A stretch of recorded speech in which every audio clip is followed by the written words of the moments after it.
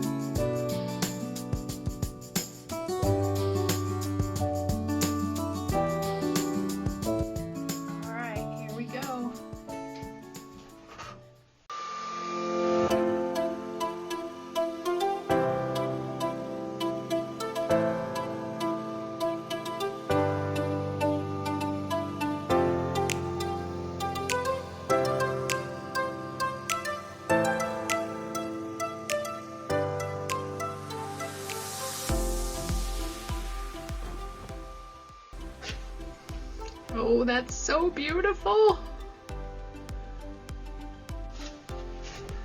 All right, so I've got a little bit of extra paint here that I want to remove. So use a little pipette.